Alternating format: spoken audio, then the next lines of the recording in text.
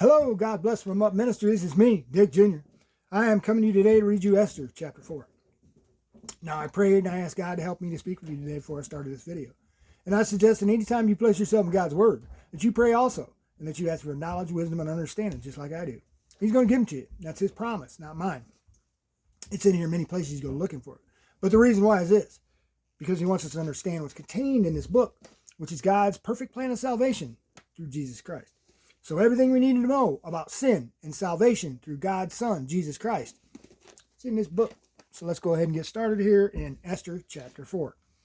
When Mordecai learned all that had been done, he tore his clothes, put on sackcloth and ashes, and went out into the midst of the city and wailed loudly and bitterly. He went as far as the king's gate, for no one was to enter the king's gate clothed in sackcloth. In each and every province where the command and decree of the king came, there was great mourning among the Jews, with fasting, weeping, and wailing. And many lay on sackcloth and ashes. Then Esther's maids and her eunuchs came and told her, and the queen writhed in great anguish, and she sent garments to clothe Mordecai that he might remove his sackcloth from him. But he did not accept them. Then Esther summoned Hathach, the king's eunuchs, whom the king had appointed to attend her, and ordered him to go to Mordecai to learn what this was and why it was. So Hathach went out to Mordecai in the city square in front of the king's gate. Mordecai told him all that had happened to him and the exact amount of money that Haman had promised to pay to the king's treasuries for the destruction of the Jews. He also gave him a copy of the text of the edict which had been issued in Susa for their destruction, that he might show Esther and inform her, and to order her to go to the king to implore his favor and to plead with him for her people.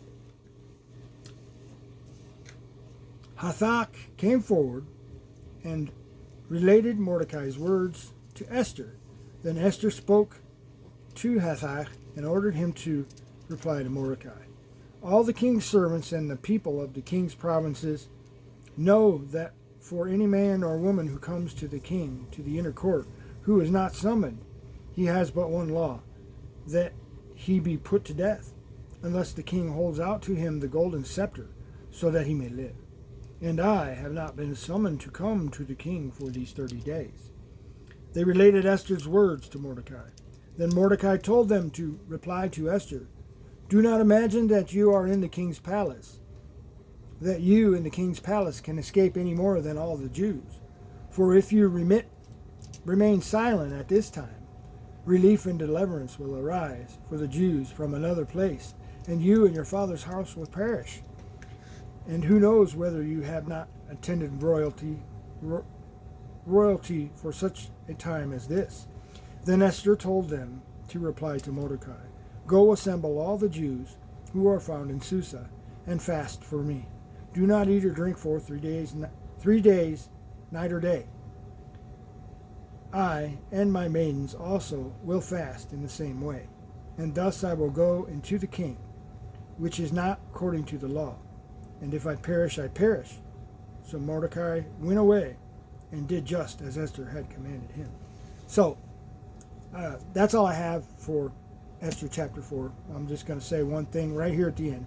I've got this paragraph bracketed because what this comes down to is Esther placed herself on her faith and was willing to place her life down on knowing that God would take care of her or kill her. You see what I mean? But that the people would be okay. See? So she was willing to lay down her life for her family and her people, is what I'm saying. So, anyway, that's all I have for Esther chapter 4. Thanks for listening. God bless.